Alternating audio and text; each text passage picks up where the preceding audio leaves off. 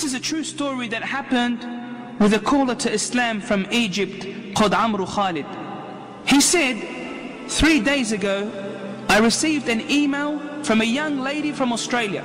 And the email reads as follows, and I quote, I am a young Lebanese lady that has a Muslim father and a Christian mother.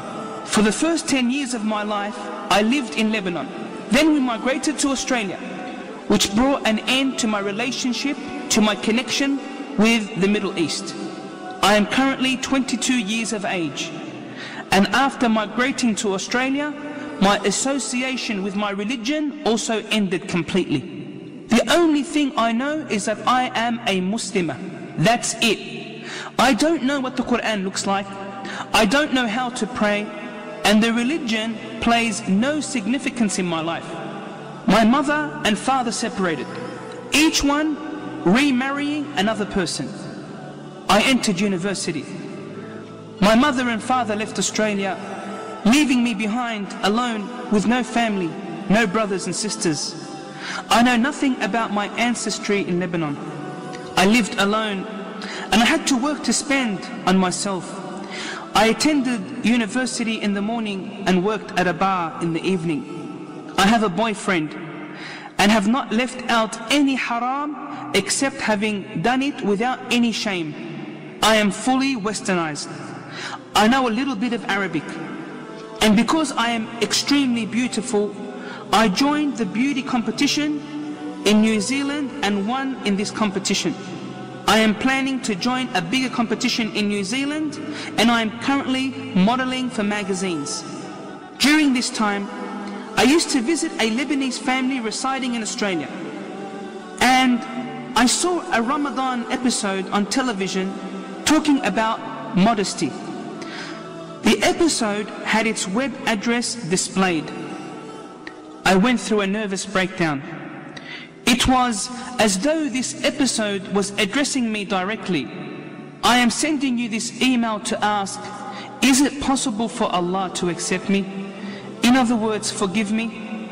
And this is where Sare's email ends. Subhanallah, no matter how long a person's iman is, the soul of a person longs for its creator, just as the stomach hungers for food, so too does the soul long for Allah. This caller to Islam wrote back advising her about the conditions of repentance, and that Allah will of course forgive her if she repents.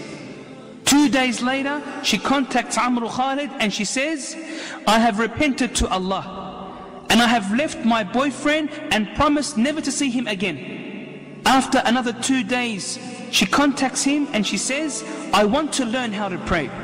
Then another 2 days pass and she says, I would like some Quranic audio tapes. So he sends her some tapes via DHL courier. A week goes by and he doesn't hear from her until she contacts him and informs him that she has retracted her beauty title of that particular city.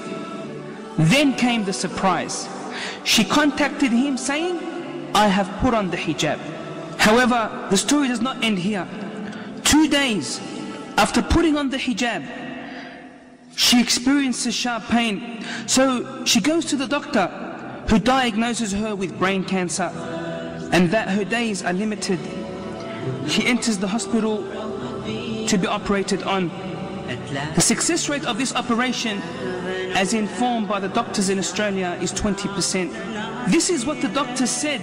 As for Sare, listen to what she had to say. She said, I am pleased to meet Allah.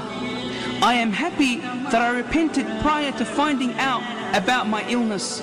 I don't know whether my mother and father will know about my situation. If I live, I will support your website, for this website is my window to Islam.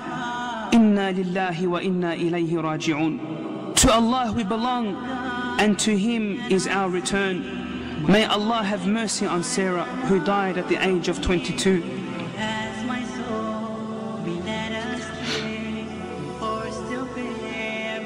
They buried her with the Muslims in New Zealand. Prior to her death, she sent a short letter to Amru Khalid saying, I lived far away from my Lord for 22 years, but I repented and turned back to Allah 3 weeks ago. I don't know many Muslims besides you and this internet forum.